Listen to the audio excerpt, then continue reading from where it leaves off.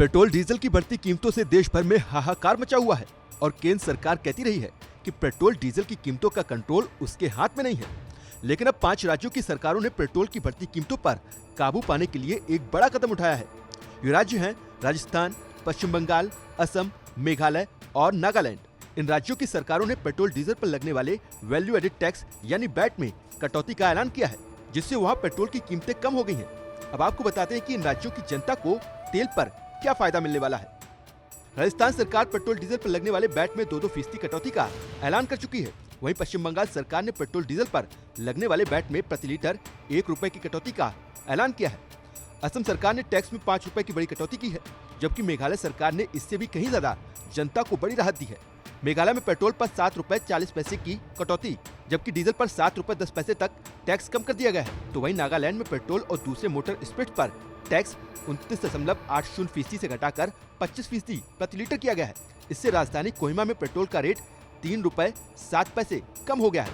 वहीं डीजल पर टैक्स 17.50% से घटाकर 16.50% प्रति लीटर किया गया है। इससे इसका दाम प्रति लीटर 36 पैसे कम हुआ है। इस बीच जाने माने वकील प्रशांत भूषण ने वित्त मंत्री निर्मला सीतारमण का एक वीडियो ट्वीट किया है, जिसमें वो कह रही हैं कि पेट्रोल डीजल पर सरकार का कोई कंट्रोल नहीं है, ये सब तेल कंपनियों के हाथ में है। ये वीडियो सोशल मीडिया पर वायरल हो रहा है।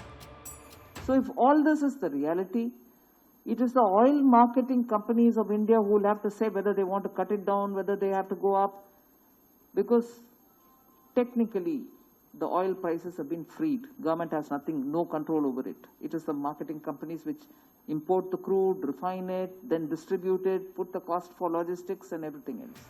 इसके अलावा राज्यसभा में एक लिखित सवाल के जवाब में पेट्रोलियम मंत्री धर्मेंद्र प्रधान ने कहा कि सरकार के पास पेट्रोल और डीजल पर लगने वाले टैक्स को घटाने का कोई भी प्रस्ताव नहीं है।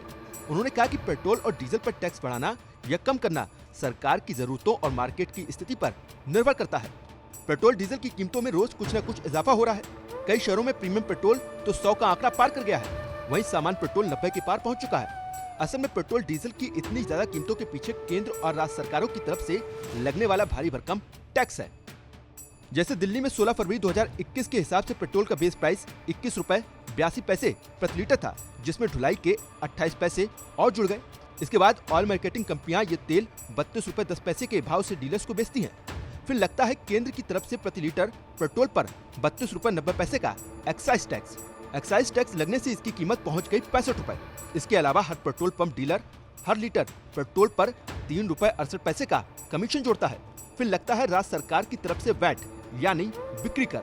दिल्ली में 20 रुपए 61 पैसे वैट जोड़ दिया जाए तो ये कीमत 89 रुपए 29 पैसे तक पहुंच जाती है। कुल मिलाकर ग्राहक को पेट्रोल 90 रुपए तक मिल पाता है। अभी 5 राज्यों की सरकारों ने इसी वैट में कटौती का फैसला किया है। अगर केंद्र सरकार भी एक्साइज टैक्स कम कर दे तो पेट्रोल डीजल की कीमतें कम हो सकती हैं और जनता को तत्काल राहत मिल सकती है।